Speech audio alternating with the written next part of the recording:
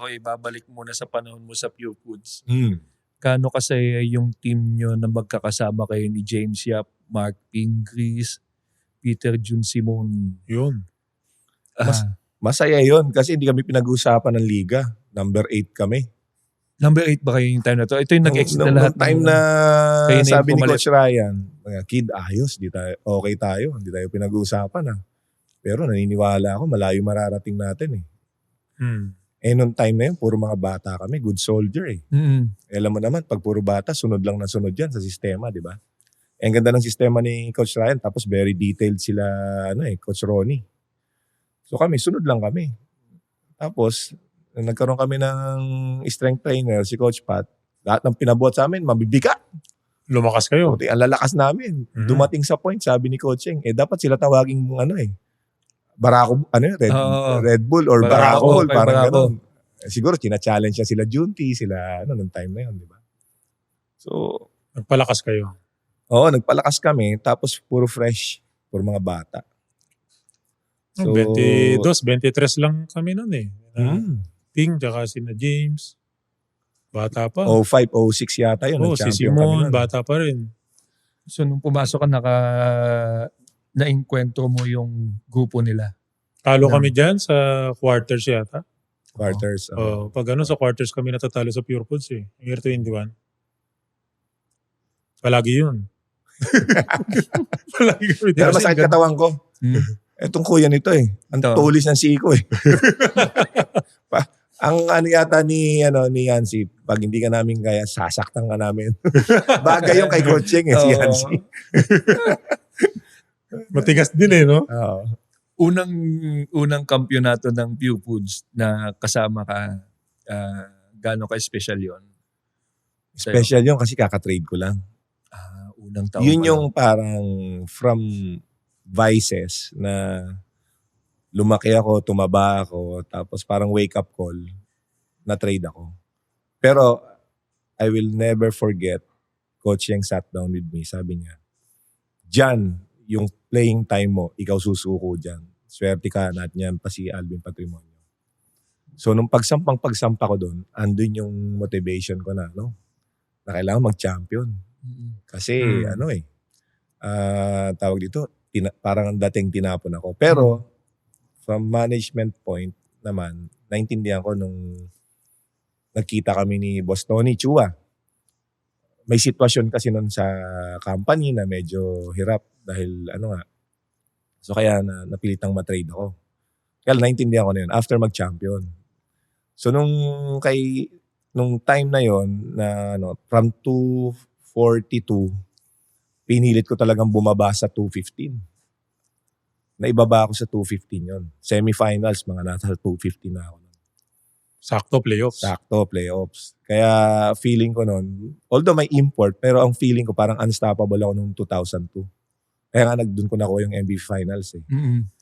Kasi kahit sino umano sa akin, mabilis ako, nakuha ko na yung dati kong playing weight. Actually, hanggang sa mag-retire, yan ang tinitignan kong playing weight eh. 215 to Ginebra, 215 ako yung last championship. Kaya napilay si Vernon McLean, di ba? 215. 215 ang number ko talaga sa weight. Sa weight, pounds. Playing weight. Yeah, pounds. 250. Special yun kasi siyempre, from feeling mo, tinapon ka. Pero hindi naman yun talaga yun para itapon ka. Kumbaga para sa ikabubuti ko rin, sabi ni Coach yung hindi kita magagamit kasi si Devon, gumaling, si Mick, so parang naging pangatlo na ako. So sabi niya, perfect sa'yo yan, Pure Foods. Which is totoo. Galing kasi pa-exit na ayun ang maganda kay Coach Cheng. Walang paikot-ikot. Sabi niya sa'yo, diretso. Pagpasalamat mo yan, huwag may kasama ng loob yan. Pero sa loob-loob ko pa rin, masama pa rin loob ko kasi kami, solid kami nila Jimwell, nila Junti, nila Lordy. Pero may plano ang Diyos di ba? Oo. Minsan i-humble ka. Kumbaga first family mo yun sa Yes, correct. Kamusta naman yung unang laban mo with the first family as a Pure Foods? Siyempre, kinakantsawan ka ba nila dahil magkakaibigan kayo sa court or? Hindi, nag-tune up game muna. Okay. Nag-tune up game. So parang alam mo yun, ando yung gigil, tune up game pala, parang tinrade nyo ako parang gano'n, di ba? Pero syempre, immaturity yun eh. Oo. Yung time na yun. Bata ka pa naman. Ano lang ako nun. Nung pagbalik ko from 1 year na na-suspend because of the... 21 ka lang yata nun eh. 21 yata. Oo nga. Kaya prone din to vices, to mga partying kasi Correct. very young age. Tapos may income na malaki. Gawa. Wala pa tayong mga mentor nun. Oo. Time na yun. Yung time na pa-exit na si Cap, Mhm. meron bang passing of the torch? Meron bang feeling sa'yo na ikaw na yung next? Time mo na. Si Boss Cap, ano yan eh. Ang pinasa niya sa akin, kahit mag-struggle ka ng first, second, third, minsan 2 out of 11 na ako eh. Pero yung last 2 minutes, Sa fourth quarter. that's what counts. Yun ang sinasabi niya sa akin. Kalimutan mo na yung first and third, panalo mo na lang yung game. So sometimes, pag tinignan mo sa stats, Kirby, 3 out of 15, pero yung turning point ng laro, doon ako Sa'yo nakakabawi. nanggaling, oo. Because of Cap. Tapos si Coach Ryan pa, pag nag-coach yun, talagang, okay, we will live and die with Kirby. Lalo ka ma-pressure eh. Oo. Gerbs, you're gonna make the shot. Yan. Yun ang maganda kay Coach Ryan. Oo. Ikaw, nagda-doubt ka na minsan sa sarili mo, May full confidence siya sa'yo. pero siya, hindi, we'll live and die with you, Curbs. O, chin. Chin, elbow, di ba? Oo. Parang Elbow. alam ko ng play na yan. Parang, Ayan. Tapos James corner, emergency, pag humelt, pucha, di kick out mo kay James. sabi ni Coaching, lumang play na yan. Oh, si Coaching talagang, alam niya naman lahat ng ginagawa namin eh. Puro kanan yan. So ang gagawin ko lang, lolokohin ko lang, jab-jab ko, kanan pa rin ako. Di ba? Hanggang sa mag-retire ako, kanan ako eh. Di ba? Strong right. Oo, Strong right. We focus on our strengths, di ba? Doon ka malakas eh. Strong right pa rin. So, yun yung ano natin eh. Yung time na yan, 3 points na lang si Cap eh. Oo. Hindi na Yung siya championship namin, masyadong correct. pumaposte. Oo. Stretch na lang siya doon sa corner. Ako na yung pumaposte, tapos Ah. pag pinasa ko, ball, ano na yun, ball reversal na yun. Pag rotate, si Cap, may iwan na sa corner. Titira na na lang. lang yun. Shoot naman, no? Shoot naman. Pinapractice ni Cap eh. Oh. Doon ako believe kay Cap. Pa-retire na, talagang sumushooting pa rin. I-score pa rin, no? Oo, is ko rin.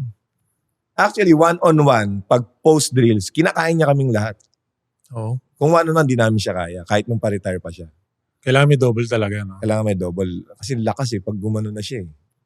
Tsaka yung pivot, no? Pivot. Alam niya kung kailan niya ipipivot. Pag pipay ka, para kang niloloko. Talunan kami ng talunan. Di ba? Pag pumivot, Ay, hindi mo na kita mapigil. underwear mo. Pag take namin nga, Kahit ngayon sa mga PBA Legends, may score pa rin siya. 3 points, perimeter, 3 points. Ganda ng Sure ball kamay. pa rin eh. Oo, na-maintain niya, no? Nandun pa rin yung scoring ano niya. Hindi mo nawala. Mahusay talaga. Thank you for watching Balyahan with GB and RDO, powered by Sports Plus, the official gaming partner of the Philippine Olympic Committee. Kung nagustuhan mo ang napanood mo, here's some more videos. Huwag mo rin kalimutang mag-like, comment at subscribe para lagi kang first dibs sa bagong videos ng Balyahan.